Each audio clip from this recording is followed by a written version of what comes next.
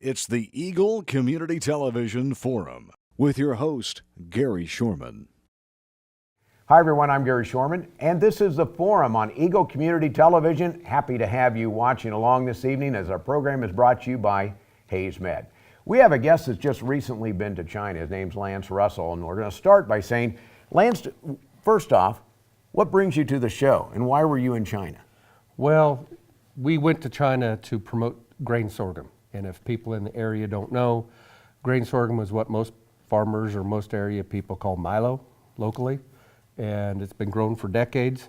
And the markets over in China just really opened up in about 2010. Before that, they never imported anything. And just last year, they were 90% of the exports from the United States. And most of those exports came from Texas, Oklahoma, and Kansas. Well, Lance, what's interesting, you were part of a leadership team, Leadership Sorghum, that went over to China and did this. What got you into the background of actually following sorghum, milo, and grain? In the past, I was a founding member of the local or the state Sunflower Commission, which is a checkoff for sunflower growers. And that industry turned into a lot of a specialized industry, and I wasn't planting sunflowers anymore. So we sat down, my wife and my son and I, and tried to figure out what got us where we were from where we started in 1999, and which commodity helped us get there, and how we could give back to that commodity. And sorghum is what put us on the map. And a friend of mine who was on the state leadership committee with grain sorghum called me and asked me if I'd be in the leadership class. Now, I saw that on Grain Shark. Have you been a part of the Karl Program, which is a Kansas Ag program for leadership as well? Yes, I was. Actually, that same person was a classmate of mine in Karl Class 10. Yeah. Now, you grew up on a farm, I take. Yes.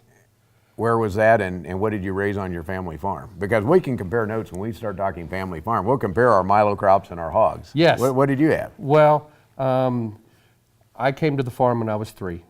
My parents married, and I moved from Atwood to Hayes. So almost everything I remember is on the farm growing up. And I grew up 5 miles southwest of Antonino, down on the Smoky Hill River. And my dad grew irrigated and dryland corn, soybeans, grain, sorghum, and wheat. Did you have animals as well? We had a cattle herd at the time, but it was probably about 20 years ago when Dad went, he'd had enough of the animal industry when all of us boys moved away, and it was up to him to tag those calves. It was about time for him to concentrate on the grain side of it. Well, you know, you grew up on a family farm like that, you end up in our particular case, we had livestock, both cattle and hogs, and so we used the sorghum, the milo, to actually provide the grain that we used to feed the hogs that we then took to market. Not much of that happens like that anymore, because No. the family farm where you have the grain that goes to the livestock goes to market, just doesn't happen in today's ag world. Agriculture has changed so much. I was talking to Dad a couple months ago when the gentleman came back from Europe, did the documentary on Hayes, and we were in that, and how much different everything in agriculture has changed since 1976. And one of those things is technology, and you just can't farm the way you used to farm. It doesn't work anymore. If we're going to try to be profitable, we need to change the way we're doing things, and a lot of that vertical integration, feeding your own animals, sometimes it works, but most people concentrate on one thing. We'll talk about that and technology that comes along. I had a chance to visit a friend, farms out near Victoria area, and some of the new style farming, where the no-till or low-till farming versus the way we used to do it, where you plow, you disc, you do that thing about 10 times, and pretty soon there's no moisture left. He had a couple instances back and forth, and the difference between all of the tilling and the moisture that was remaining versus the no or low till and all the moisture, the crops just looked surprisingly better when you looked at today's technology farming. My dad started no-tilling back in the early 80s, and when I came back in 99, the only way that I could justify putting the money that it takes into a crop is to try to get the most out of it and save every drop of moisture we can. So 99% of my farm is no-till and has been since day one. Let's circle back to China, because one of the things when you get to China, It's obviously a different country, but it's also a different world. What surprised you when you started taking a look at some of the agriculture situation in China? What surprised me was the small size of the farms. They are less than a half an acre average size. So with that, they're typical farmers. What can you do with less than a half an acre?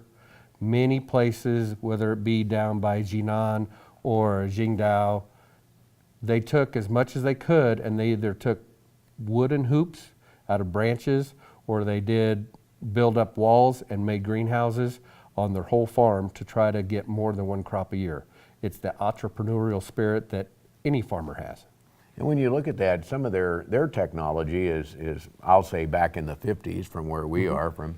In many cases, there's a lot of even animals used in crop production. But when you have that size of farm, it's really difficult to do what you and I were just talking about with the no-till farming, because we serve or actually go after so many big acres. It's hard to do when you have that size of farm. And with that, the only way those farmers can survive is through their government and the different policies that they have and subsidize their farmers. Otherwise, there would be no way to keep a family on the farm over in China. So the reason for going there was to obviously communicate, share ideas back and forth. But what did you come away with when you spend time in China, you spend time with farmers? What actually got done? Well, before 2010, we had no exports. The price spike of a couple years ago happened because China was importing as much grain sorghum as they can. That opened a lot of eyes to not only importers in China, but also throughout the Southeast Asia corridor. And our job was to go over there and build on those relationships. And we presented a quality report from the U.S. Grains Council that showed the Kansas grain sorghum, the #1 producer of grain sorghum in the United States, had the best quality of any grain sorghum. And what we brought away from the millers and from the importers over there, yes, they're price shoppers, but what they want is quality. And that's what we can provide them. We're going to take a break. We're going to come back and talk about some of those quality metrics that you put into place over there and what's that going to mean as we go forward into the future. Our guest is Lance Russell. We're talking about a trip to China. We're talking about sorghum and some of the advantages of taking a look overseas and how we might improve what we do here in Kansas by being able to ship overseas as well. Our forum is brought to you by Hayes Med. We'll be back after this. It's a beautiful day in our super high-speed internet great customer service neighborhood. Like you, this is where we live. In fact, our company is employee-owned, so it's our goal to improve the quality of life for everyone in our community by delivering faster, more reliable internet, clearer, more feature-laden phone service, quality TV channels, all with the level of customer service you'd expect from people who are your neighbors. Eagle Communications, our community connected. Welcome back to the second half of our forum program. If you have any ideas, questions, suggestions, maybe solutions to some problems we've talked about, let us know. You can reach me at gary.shorman@eaglecom.net on the internet. You can also go online on Facebook under ECTV Forum. Look for that, and you can type in a message and check out some of our great shows that we've had on the forum as well. Our guest is Lance Russell, and Lance is a part of a tour that went over with Leadership Sorghum over to China. They talked about different things involving sorghum, the quality. We left coming into the break talking about quality of the sorghum of Kansas. And I guess, what are those quality measurements? Most of the quality measurements is test weight, as well as color, no tannins. That's a big advantage over to the Chinese because they feed most of their grain sorghum to both their hogs and their poultry industries, and the poultry includes ducks and chickens. And the tannin is basically a bitter taste in the grain sorghum, and it can be bred out of sorghum or bred into grain sorghum. And almost all of our grain sorghums produced in the United States are non-tannin. Australia usually has some tannin in, so they use that for a different reason. They import some grain sorghum with tannin in it from Australia to mix up some of their alcohol that they like, their baijiu, they like to toast with. But quality is size, color, test weight, and smell. Well, by the way, most of their refreshments they have does have a tannin taste to it Yes, of some it sort. does. It does there. But when you talk about those quality measurements, your trip was not only designed to create relationships and build those, but to show the quality that goes into that as well. Somebody that's sitting at home, you raise that on your farm. Mm-hmm. What's the process for getting that to China? Is that up to you as a farmer, or do you go through a cooperative or an organization to actually get it from here to the coast on a ship to China on a boat somewhere? I mean, it's no small feat getting a load of milo over there. Our infrastructure in the United States, even though it needs to be worked on, was built amazing. But it cost more for me to ship grain, or one of the guys that was on our trip has grain elevators down in Ness County. It costs more to rail a bushel of grain from Hayes or Ness City to the Gulf in Houston than it does to ship that bushel from Houston to China. So the most expensive part of shipping it is railing it to the port. Of course, if we live closer to the Mississippi, it's a little cheaper going through down the river on barges, but rail is what we depend on here, and where I market my grain is through my local co-op. And so when you go through your co-op to do that, what kind of price advantage can we have, or is it a quality advantage that we have to have when we're talking about selling grain overseas, whether it be to China or Europe or wherever? Well, for the exporters, it's an added bonus for them, because what I get for my grain here is a difference in basis from the Chicago Board of Trade, and it's basically the difference in transportation. So they pay less up in Kansas later in the season because of the basis difference for better quality sorghum than they do early in the season when they start harvesting in July and August down in Texas. But it's not quite as good a quality. So a lot of the Chinese, they'll set up their exports for the right times. And a number of us, there was 5 producers, a number of us have gotten phone calls from some of those Chinese exporters wanting a bunch of our sorghum. What's interesting about this is what a big business this is when you look at the dollars that are involved in Kansas as a group for doing this. And, you know, we're not even talking about wheat, we're talking about other things, but we're talking about milos mainly for being able to do this. A number of dollars when you look at what we produce here in Ellis County or in this region that gets sent around the world. It's an amazing story. Who else was on this trip with you? Because I know there was a leadership team that went from Kansas. Right. Gary Gantz from Ness City, and there was 3 other producers. There was one from south of Wichita, there was one from north of Manhattan, there was Kerry Weefall from Department of Agriculture, there was Pat Damon, he's with not Leadership Sorghum, but Kansas Sorghum, he's the director of Kansas Sorghum, both the commission side and the association side, and then also Sarah Sexton-Bowser, she's from the National Sorghum Producers. So what is the follow-up after you make it back from a trip like this? Obviously, you met with a lot of people. Were there some government people involved, or was this mostly the importers in China? When I was with Karl Class 10 and we went to Vietnam 5 years ago, we saw government officials everywhere. There was always one with us. There was always one trying to tout the government line. This trip to China, I expected the same thing and really didn't see that. Every meeting that we had was with a private company. They may have to do banking with the government-owned banks, but they were almost carte blanche, able to buy or sell anything they want.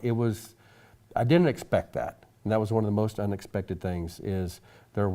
We were just private farmers and leadership talking to some of the bigger mills and some of the bigger producers and importers of grain sorghum in China, just talking one-on-one.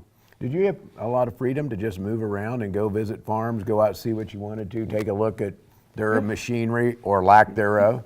Lack thereof, yeah. And their trucks, we went by a dairy and they had like 10 cows on the back, and it wasn't even any higher than their hip, the side of that truck. You would think they'd jump off, but it was just a small truck, and it's everything small. And when my dad was over there 5 years ago with Kansas Soybean Commission, he told me everything goes over on a Panamex, which is about a little over 2 million bushels of grain on the way over, but they bag everything coming off so they keep people in jobs.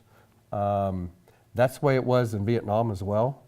But this time, these guys were looking at more efficiencies. They weren't worried about keeping people in jobs.